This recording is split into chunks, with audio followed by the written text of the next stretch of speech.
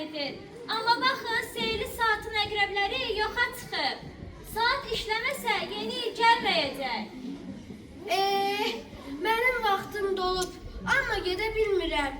Kimsə zamanı saxlayıb, görəsən bu kimin işidir?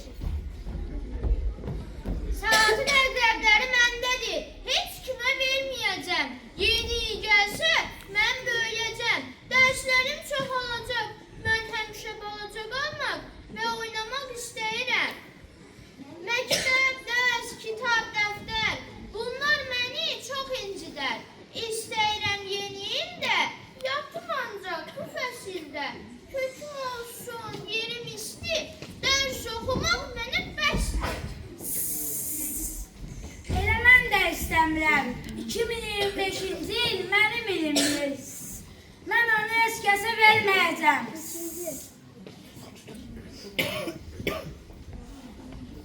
Nə baş verir burada? Dovşan, ilan, niyə hamıyı kədərləndirsiniz? Ay Dovşan, sən bilmirsən ki, yeni il təkcə dərslər deyil, yeni il həm də oyuncaqlar, dostlarla əyləncə və qar topu oyunu deməkdir. Ay Dovşan, sən tənbəl olma, küncdə belə səssiz qalma.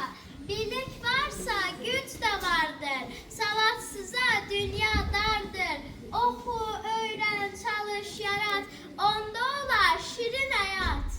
İlan, sən də öz ilini yeni ilə təhvil verməsən, uşaqlar hədiyyəsiz, şənliksiz qalacaqlar. Gəl inad eləmə. Uşaqlar, gəlin İlan və Dovşandan xahiş edək, saatın əqrəblərini geri qaytarsın. Öyleysə, hamı bir yerdə. Qaytar Dovşan, qaytar İlan. Yaxşı, yaxşı, biz düz iş görməmişik. Bizi bağışlayın, saatın əqrəblərini qaytarıq. Amma bir şərtimiz var. Nədir şərtiniz? Yeni ildə İlan və mən də hədiyyə istəyirik. Yaxşı, olsun, sizə də hədiyyələr verərik. Bilirsiniz uşaqlar, 2026-cı il Çin şərq təqviminə görə alovlu qırmızı at ili olacaq. Bu səbəbdən İlan saatın əqrəblərini ata təhvil verməlidir.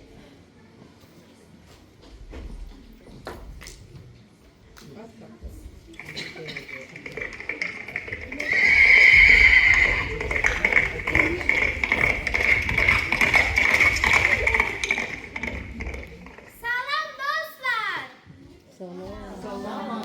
Necəsiniz?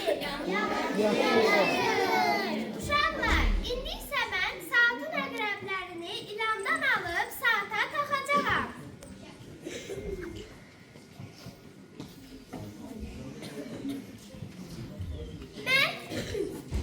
Mən 2026-cı ilə və sizin hamınıza uğur gətirmişəm.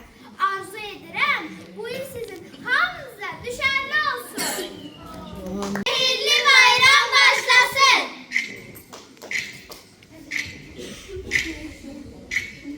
Çantam dolu xatirədir, vaxtım bitdi son kərədir. Yaxşı pis nə oldusa, kimin vaxtı doldusa, mən gedirəm sağ olun, gələn ilə şad olun.